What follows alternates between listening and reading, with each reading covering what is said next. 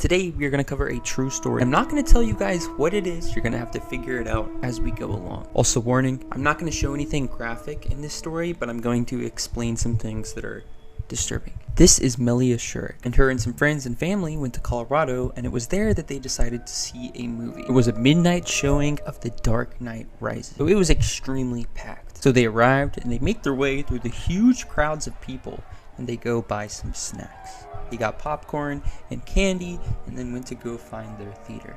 They found their seats and sat down. And about 12 minutes into the movie, it got to a scene where there was a bunch of action. There was explosions, gunshots, and then they started to see smoke.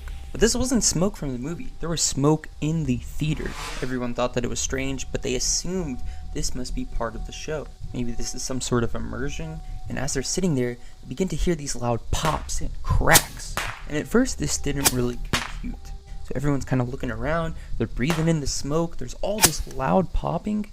And then Melia turns around. And that's where she sees one of her friends absolutely covered in blood.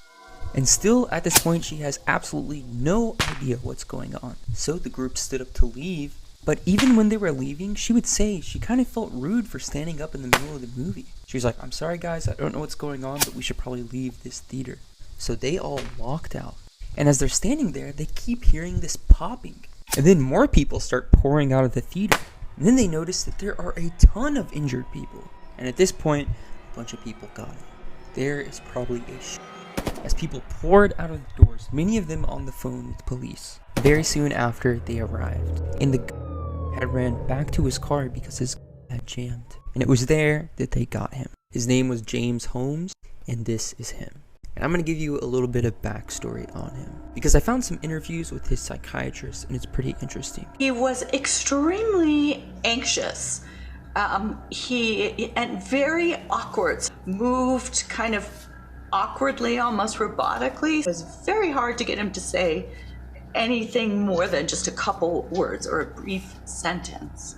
He came in of his own accord, but it was actually at the behest of some of his supervisors in the neuroscience PhD program, because he was so nervous and awkward in his lab presentations. But the thoughts of people, he just sort of added in almost incidentally, "Oh, I have thoughts of people," which is such a vague statement.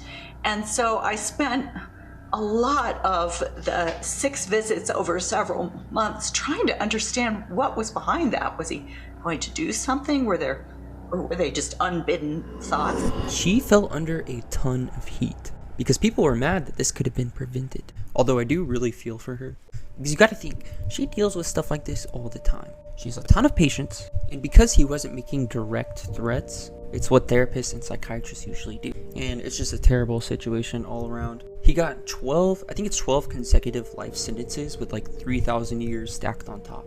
And while yes, this could have been prevented, it's not her fault. Also guys, to leave everything on a positive note, just remember to love yourself, because if you love yourself, it's easier to love others. And just spread positivity in the world. There's definitely a lot of negative stuff going on, but we can fix it. And I love TikTok.